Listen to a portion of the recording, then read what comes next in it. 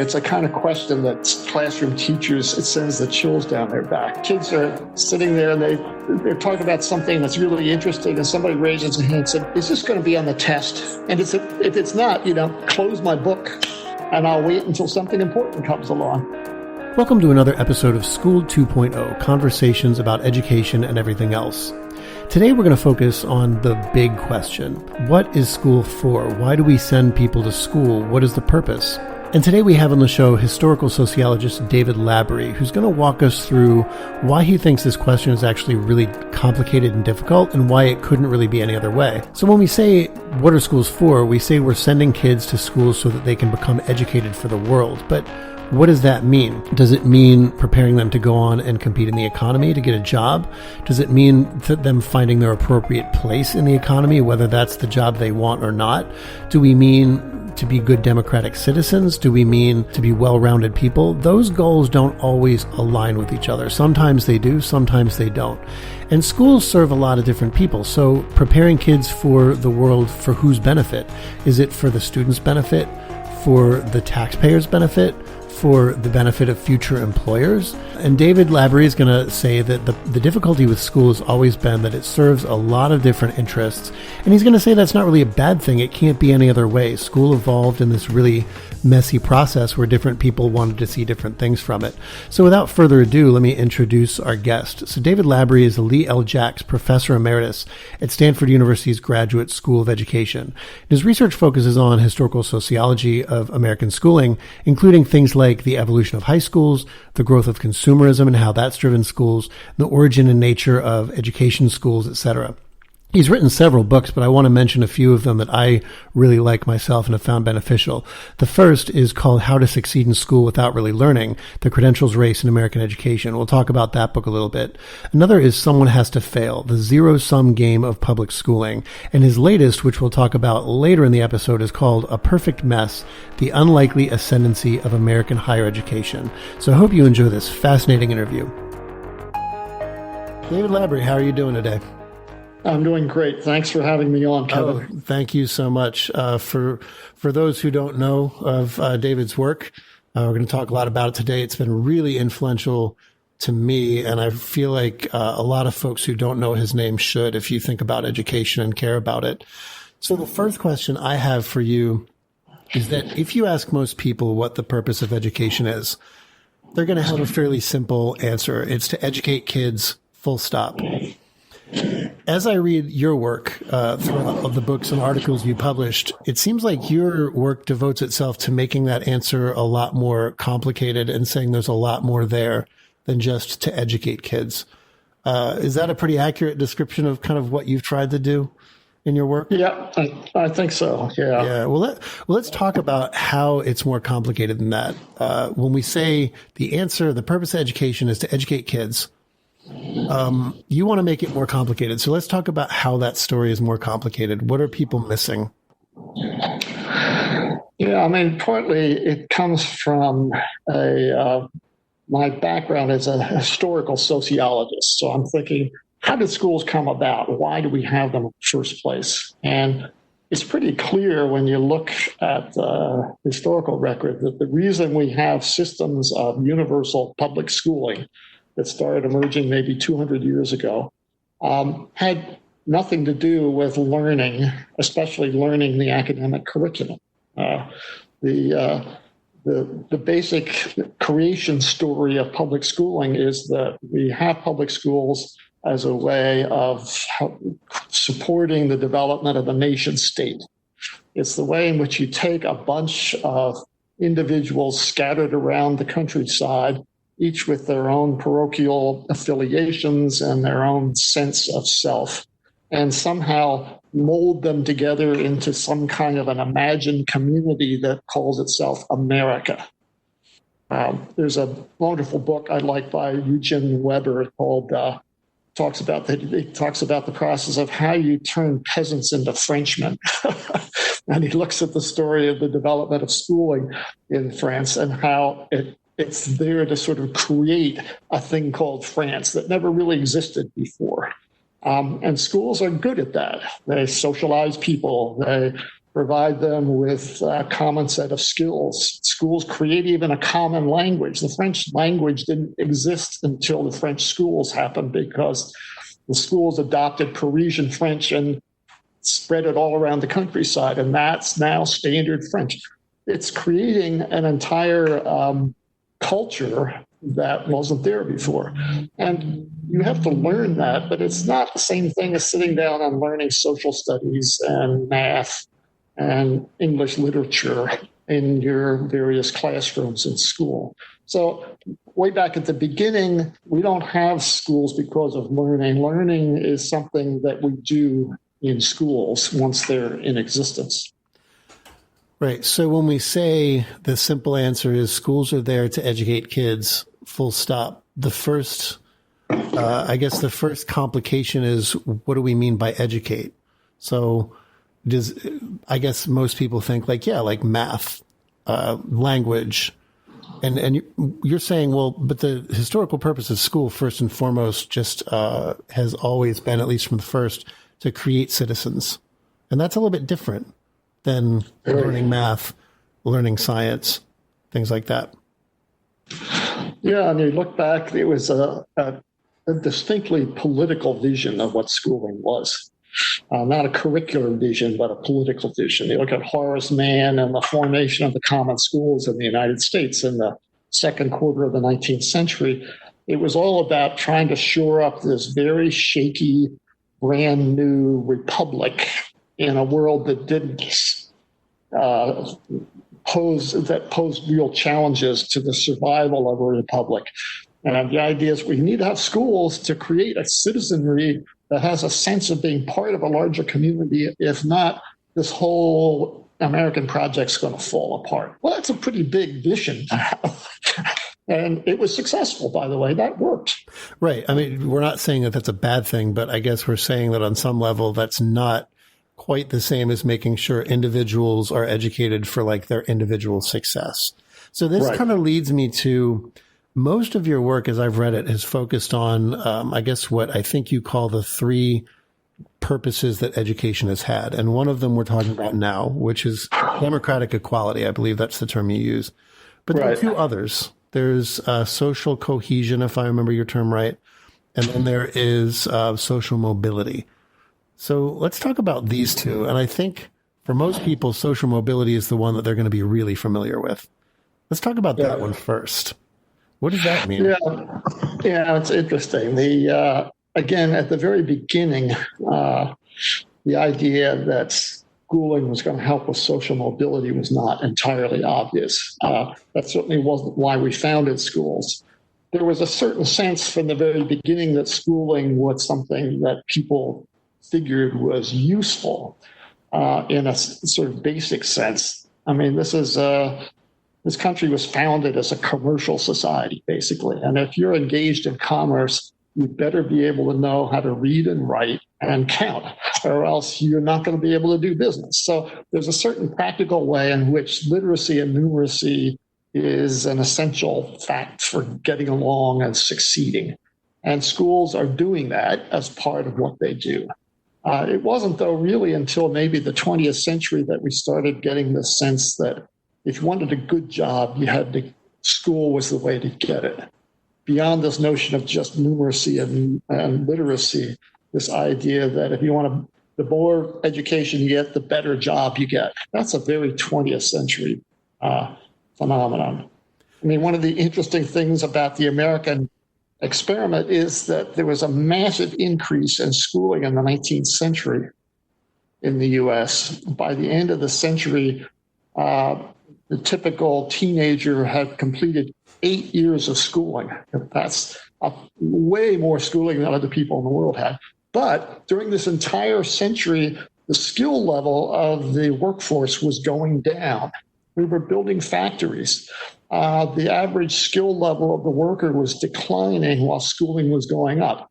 That's very contradictory to what we would think. It's only in the 20th century that we've seen this notion that that schooling actually is feeding you into the best jobs, and that suddenly skill matters. Right. It didn't matter in the first. So it seems like there's then a a difference between saying that I go to school because it's going to teach me math and it's going to teach me to read and it's going to teach me to be successful. And then the other side saying I go to school to get a diploma or certificate and that will be my entryway into jobs. And it seems like as the 20th century has gone on, it's really the emphasis was less on the former and it shifted to the latter.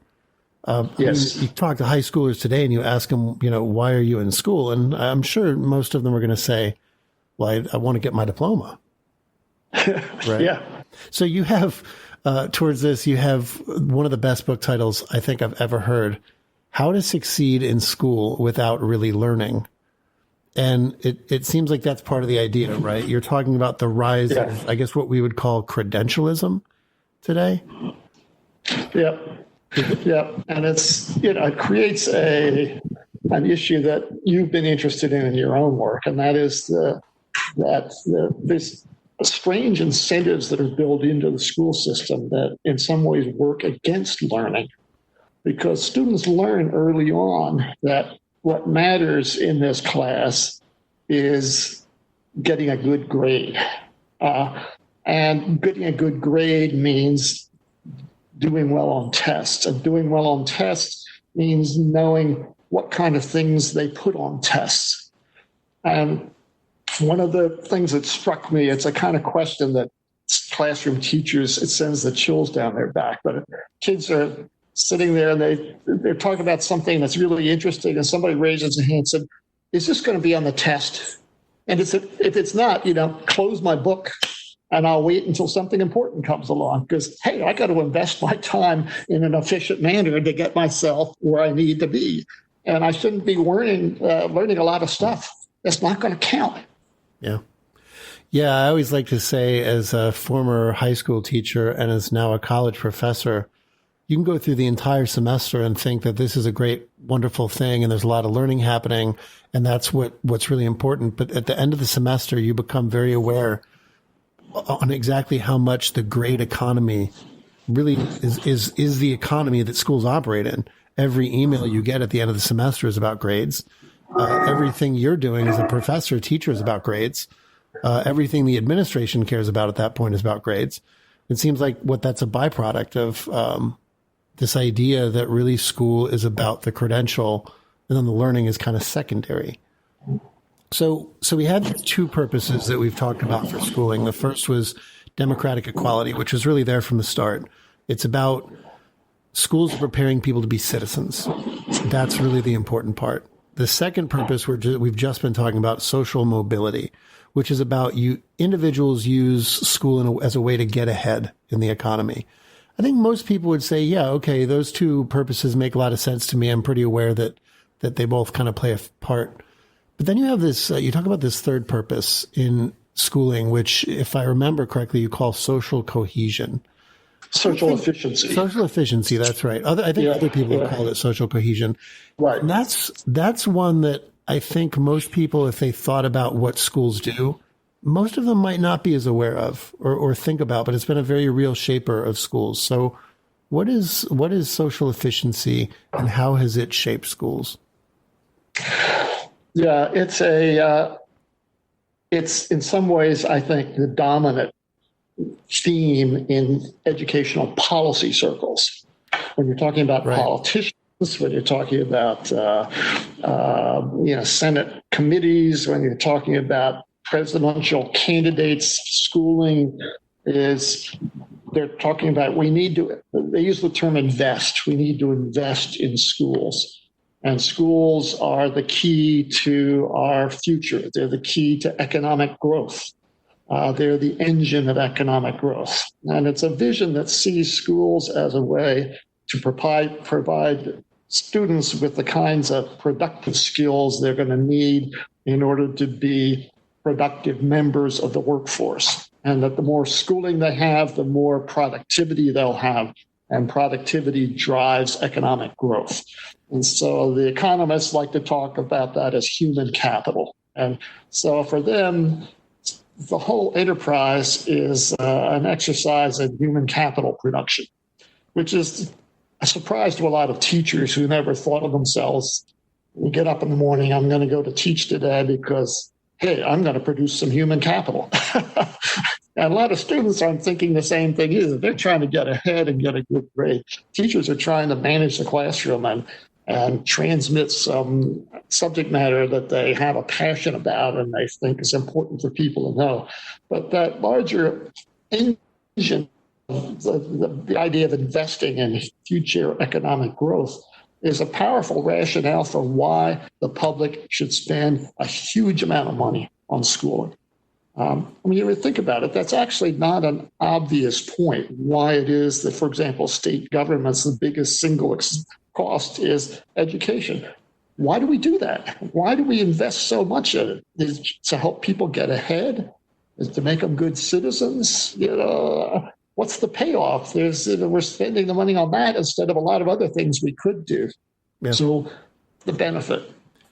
Yeah, I guess when you look at speeches from politicians and when they're talking about education, they very rarely talk about, we're investing in this to allow each student to pursue the path they want to pursue.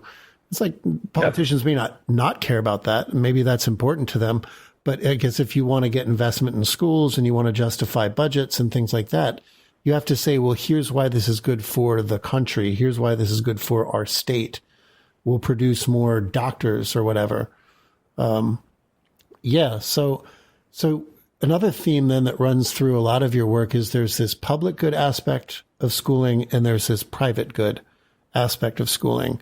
Let's talk about that for a little bit, because you kind of mentioned it a bit when you mentioned that teachers and students don't think of themselves as going through this process to benefit the public good, right? I care about my student, and my student cares about doing what she wants to do when she grows up. But that's not what everyone cares about in schools. So let's talk a little bit about that distinction and how that cashes out. I think it's an important issue when you think about schools, because schooling is both a public good and a private good. What's the difference?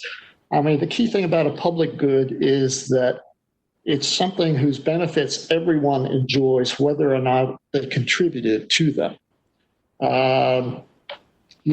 Clean air is a public good in the sense that even whether or not you pollute or you save pollution, you still benefit by having clean air. You can think of other benefits like that. And so if you're thinking of schooling as a mechanism for producing good citizens, we all benefit by having fellow citizens that are capable and intelligent, can vote well, and are law-abiding. This is a benefit that we can all enjoy, even if our own kids don't go to school, or if I don't have any kids. And the same with this idea of investing in economic development. We benefit from being an economy that is growing and is a tax base that's growing and that's going to take care of me when I retire. Part of it, the thing about a public good is that it provides a rationale for why it is that I should be investing in other people's children, which is a big problem. Most of the taxpayers do not have kids in school. They don't have kids at all. They're too old. They're too young. Why am I paying for other people's kids to go to school? And if we're thinking about schooling just as a private good, that it's for me to get a degree so that I get a better job than you do, that's a very much of a private vision. I own the diploma. You don't. I get the benefit. You don't. There's very little rationale for me to invest in your ability to get the job instead of me get the job. That's counterproductive. But when you're talking about something where we all can benefit by having economic growth, then that justifies why I should be called upon to pay taxes for an institution that I don't directly have contact with. I don't go to school, so it's still a good thing. So that's the rationale behind it. But then that opens up tricky issues for people like teachers, because, like we said, on the one hand, teachers, when they go to school, they care about teaching the kids in front of them so that the kids in front of them benefit. But realistically, teachers in public schools are kind of working to serve the more public good rationale, which is kind of where their tax money, where their salaries from tax money comes from. So one thing I like to do in my classes, again, I've been influenced by your work for many years now. When my students and I talk about the purposes of schooling, one of the first questions I ask them is, let's brainstorm a list of all of the stakeholders in education, all the people who care about education. Right? So you have students, and then you have parents, and then you have teachers and administrators and the general public. Employers are one that they bring up. And we talk about, well, what do each of these groups care about? And one of the things my students usually realize is that each group cares about different things. Yeah. Right? So kids care about, I want to get a diploma, I want to get a job. Parents care about, I want to do as best for my kids as possible. Taxpayers care about things that are very different, which is like, sometimes it might even be, maybe this is the job you want, but the job that will serve society best is here. So I can't go there, right? Yeah. I think that's always kind of an interesting dilemma. So how does this cash out? How does all of this cash out in terms of like things like policy debates in education and the way that we think about education in the public consciousness? By the way, just to go back to I love that little exercise you do, which is a great idea, to start thinking about all the stakeholders. And it hit me when I started thinking about teaching as a profession. It's such a peculiar profession in a lot of ways. And a question that triggers that is to say, who's the client? Who is the client? Well, if you're a doctor, it's the patient sitting across from you, and the examining room is the client. The lawyer has a client, but who's the client? Is it the student? Well, the student's not paying you. And the student doesn't even necessarily want to be there. They kind of have to be there. They're the object, but they're not necessarily the client.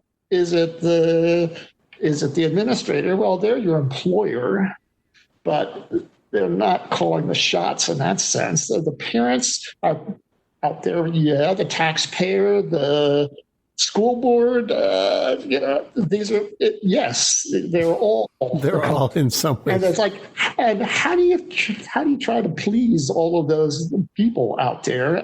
It's almost impossible. It's like, really, it makes people recognize that that's a really tough job.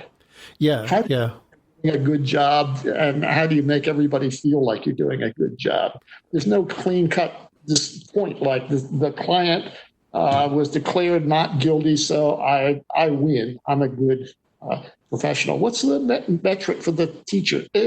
Right. I guess you mentioned doctors originally, and I think that in some ways I've talked to some doctors who feel like, and of course, some other people who use doctors who feel like this has been a problem with insurance money being brought in to fund the doctor's care, right? At some point, the doctor feels like they're balancing this act between serving the person who's in front of them, but potentially also serving the insurance company who has rules of their own. And hey, by the way, we're paying your salary. So there's this dilemma. And teachers have to feel that a lot, although I suspect administrators feel it more than teachers, because they're the ones who have to justify, like getting more funds, but doing right by the students and pleasing the taxpayers, but also pleasing the parents who are part of your school. I mean, are there any policy debates where... By the way, that's for a teacher's point of view, I think that's one of the definitions of a really good administrator, is that somebody who shelters you from a lot of the flack coming in from the outside. They're the ones that provide a little bit of protective barrier. They're the intermediaries so that you don't feel the direct pressure coming in, and allows you the space to do your work. That's right. That's a valuable role. Yeah. Sure. So are there any policy areas where this sort of analysis, this way of looking at schools is particularly evident? One that I can think of is debates over various types of school choice, because the argument of school choice advocates will generally be, we'll let the money follow the child because then the child is in charge, or at least the family is more in charge. But then the anti-school choice advocates will say, will often appeal to things like the public, the democratic equality rationale, and say, but these are public spaces and we don't want to privatize these spaces. I mean, that's an area where it seems like this analysis is really, really helps you kind of figure out where each side is coming from. Yeah, I mean, it makes for a very delicate problem because you're thinking, okay, this is a public good. We are taxing everybody to pay for it. Once you're doing that, then it becomes tricky to say, okay, we'll give you the money and now do whatever you want with it. I mean, that's the kind of concern. You can see that the sort of issue is follow the money is the basic rule of politics. And if you're sending out the money, the strings attached are yours because after all, we're money. Yeah. And so the rationale behind a public school system is like, let's have a school board that represents the taxpayers and that governs the system and makes sure it's doing well. But the school choice movement is saying, wait a minute, that system maybe doesn't work very well. It can be stultifying in lots of ways. We need more freedom there. But then the question is, how much freedom can you grant when you're using public money and when you turn from being totally irresponsible and saying, we'll just do what you want. Yeah, and when the one of the big rationales for school has been a public good rationale, whether it's economic good, that this helps our economy overall, or a public good like democratic equality, because private schools, you can see why that would be pretty scary for folks who are committed to the public good rationale. Yeah, let's see. So I'm going to follow up on that in a second, because I know you and I both have an interest in the role that markets play in school. Yeah.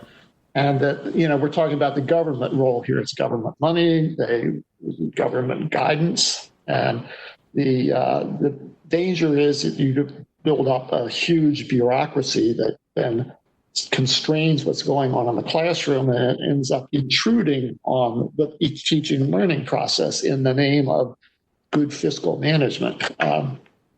But the rationale that comes from the school choice movement is one that's more based on a market's logic and saying, in the economic marketplace, we actually benefit by having a free and open market where people are pursuing their own interests and their own desires.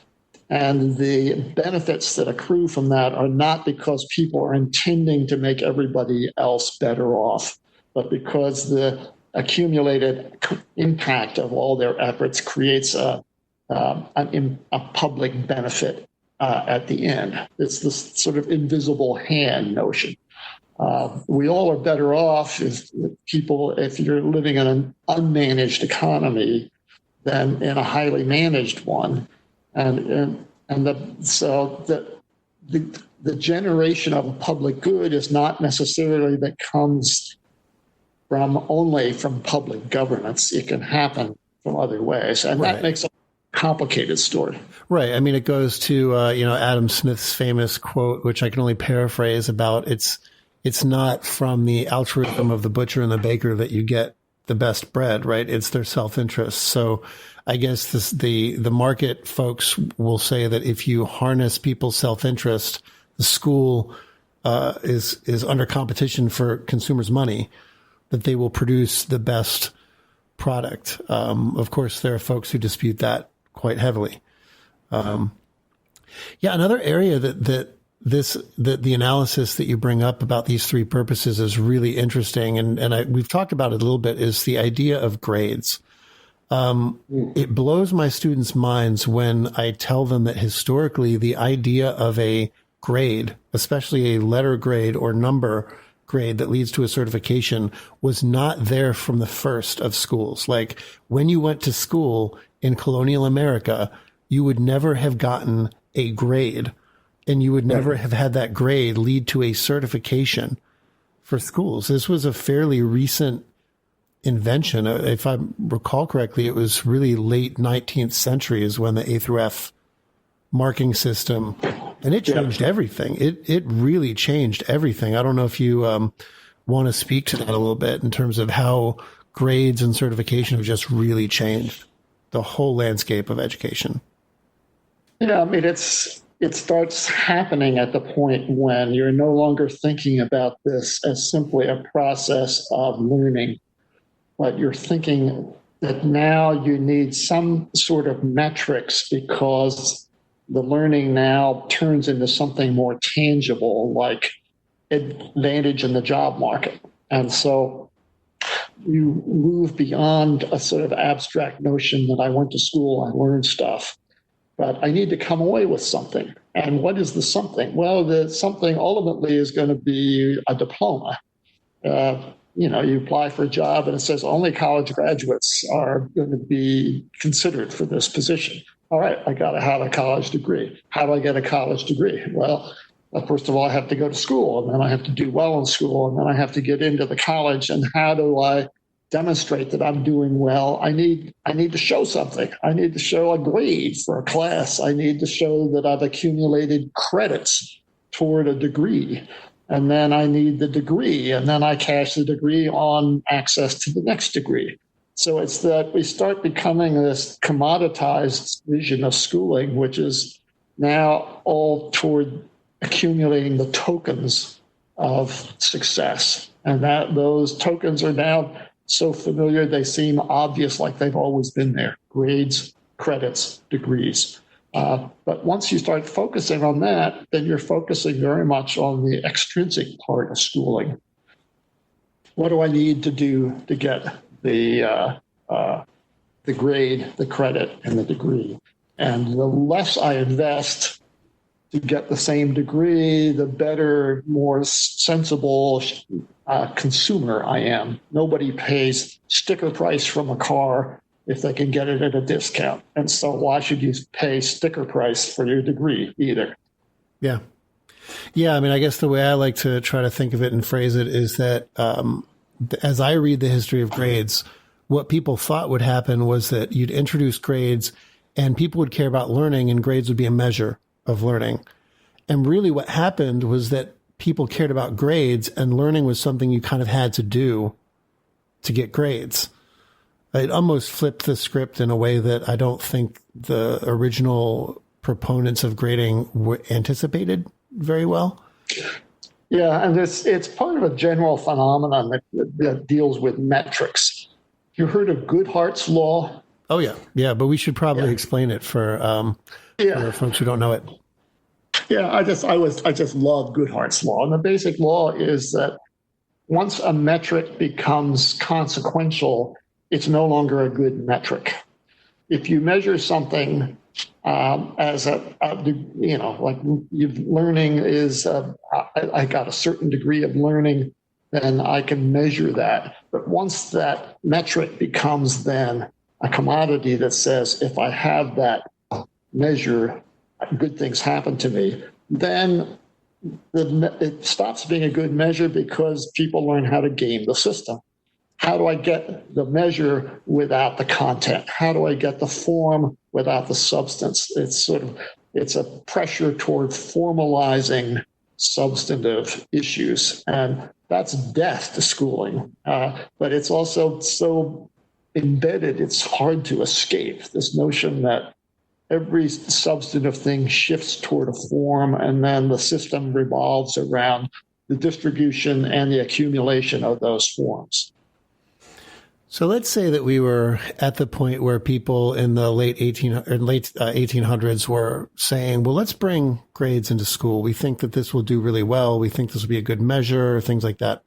I don't know if you have an opinion on this. If you were there in that room, what would you have said? Is this something that we should unleash on schools, or is this something that maybe we should be a little bit more cautious about? I don't know. I would have picturing this situation. To me, there's something about that process that's hard to head off. You need to have incentives. So you put incentives into the program, and a grade is a way of giving an incentive. But then very hard to control what the effect of that incentive is once it's in process. And it's hard to know how you avoid that. Any incentive you come up with is going to get commoditized in some way or another. And any system is going to be gameable. And then, I don't know, I think the tendency toward formalism is something that's just in the DNA of schooling. It's hard to eradicate. The best you can do is to try to manage it and control it. Yeah. Yeah. I mean, it seems to me that, I teach in a college of education, and it's a very certification heavy field, right? So in order to become a teacher, you have to get a certification, but it's hard to figure out how you would do any sort of certification process without a grading system, right? Because in order to get a certification, you need to take certain classes. In order to know what classes you've taken, you need some, even pass, fail, or something like that. But then you've introduced this grading system. So I know a lot of my friends are in favor of kind of like abolishing any sort of grading process. And kind of like you, I don't know if that can be done. You would have to undo things like the idea of certification as entry into a field like teaching or medicine, or I don't know if we're culturally willing or should be willing to do that. Yeah, I mean, the advantage of grades and credits as degrees is that it becomes a kind of currency that makes life much easier for everybody involved. Teachers know what they're doing. Parents know what's happening in school. Employers know, okay, you have a degree. I assume that means something, and we'll just use that because I don't want to sit down and spend 2 hours figuring out what all you know and what skills you have. I want a way of going through 100 resumes and figuring which ones are promising. And the diploma, it's like it's better than nothing. It gives me something, and it's hard to ignore that. It's like there's a kind of efficiency element there that's that you don't want to do without in some ways, even though you recognize that a lot of it is fuzzy. Yeah. So let's move a bit to your latest book, which is about higher education. And you call higher education in your title a perfect mess. So let's talk about what that means, a perfect mess, because higher education is under siege from various quarters, depending on who you talk to, right? So if you talk to people on the political left, it's really the market forces. It's becoming more of a business than it should be. Or if you talk to people on the right, it's becoming, decadent and overly costly and bureaucratic. And then everyone's worried that the funding for education is reducing over time, that more of the sticker price is being owned by the student family. It's becoming more expensive. But you say this is a perfect mess, and attempts to reform the system in various ways will potentially be bad things. So what does that mean, that it's a perfect mess?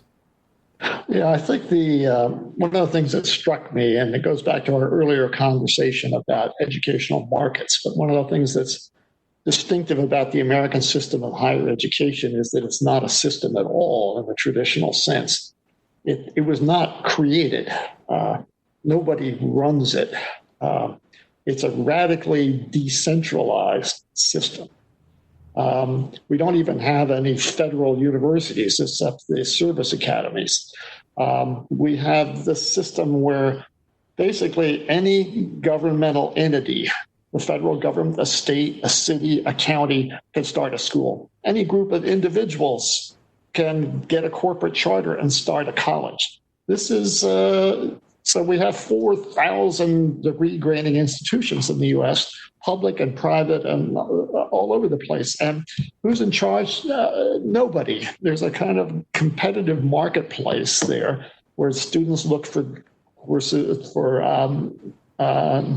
colleges. Colleges seek to attract students. Employers use the colleges as ways to screen applicants.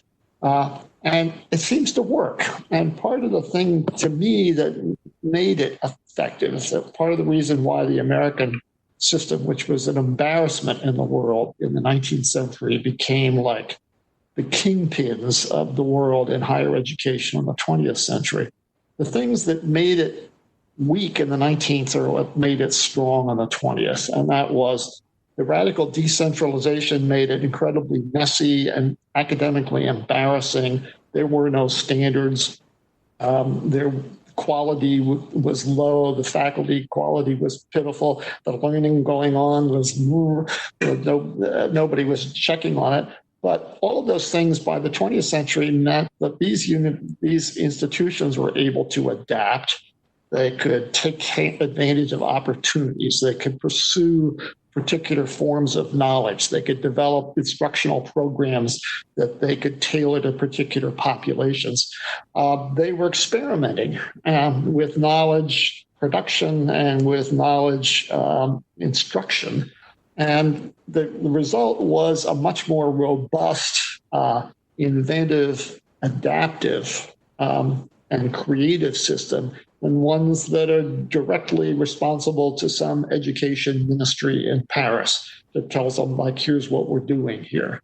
And so that was a real eye-opener to me as somebody who'd always been, it made me more of a fan of markets than I had been before, and the kind of power of bottom-up. I was actually going to ask when you said that about like the French ministry, because I know one of the live debates in higher ed today is whether we should have some sort of publicly funded higher ed for all. And I've always been kind of leery about that for a similar reason. It seems like that would mean that we serve one master. And I'm not sure it's a master that we really want to serve. But then again, I've always been a minority, I think, in that position. So I wonder if you have any kind of take on that. I mean, it's interesting. You look at the institutional autonomy of individual universities is in some ways the best indicator of quality. The more autonomous they are, the higher quality. An economist at Stanford, Carolyn Hawksby, did an interesting look at. She looked at the university rankings across the world, and she developed a measure for autonomy, and her measure, the key one, was what percentage of your budget comes from the state as a sign of how much state control there was, since control tends to follow the money. And she found that for every percentage point that every percentage point that your state portion of your budget went up, you would drop 4 slots in the hierarchy of higher ed. Likewise, for every percentage point that your income came from competitive grants, like research grants, for every point that it went up, your ranking would go up like 6 levels. So autonomy is a really powerful measure of the kind of quality of an institution. And so less control in some ways makes for better outcomes. Yeah, I guess I've always kind of been, or recently been, of the mind that governments can do a lot in terms of redistributing funding more equitably. But one of the things we need to be leery of is things like regulatory control that will often come from that. Like, my fear with higher ed is that if we accept the idea of kind of a government-funded higher ed, governments are going to put constraints on what kind of higher ed they're willing to support. So you want a liberal arts degree? Nope, no liberal arts degrees, because we're not going to get a payoff for that culturally, which goes back to what we talked about earlier, right? Like, is what matters the person's ability to choose what they would like, or is it government's ability to say, we need this public good payoff? Yep. Yeah. And that's the problem with government control, is it tends to do that. I remember the governor of Florida at one point was saying, why are we paying people to get degrees in anthropology, for God's sake? Right. There should be a business or math or something that's saleable, that's marketable. But boy, that's a scary road to go down when you start saying let's try to tailor the outcomes. We don't know what capabilities are going to be productive in the future. And better off letting that play out. Yeah. Yeah. I mean, it seems like the book you did on higher ed and the books you've done on K-12 have a similar theme, which is that these systems all serve many masters. So it's not as simple as educating the kid full stop Right. is the purpose of school. It depends on who the master is you're trying to serve. And if I read it correctly and get what we've talked about correctly, your answer is almost like these are kind of irresolvable tensions. Embrace the chaos. That's the best we can do. Just embrace the fact that there are multiple parties and stakeholders, and all will work out as well as it can. Yeah, let me go back. Actually, this is something that I had to work my way through in my own work. And that is when I first started out thinking about, after my first book, thinking about this democratic equality as a major goal for schooling, and started developing this notion of these other goals, social efficiency and social mobility. And my original thinking was very like Manichaean. It's like democratic equality was the good one, and the other ones were destroying the school. They were debasing the mission. And I started realizing after a while, all of us want all three of those for schools. We want good citizens. We want people to be capable and work out there in the workforce and be competent. And we want a chance to get ahead, or if we're already ahead, a chance to stay ahead. That's like that contradiction's in me. It's not like different forces out there, and it's not a bad thing. I mean, it's like this is true. Think about the issue if you're a parent.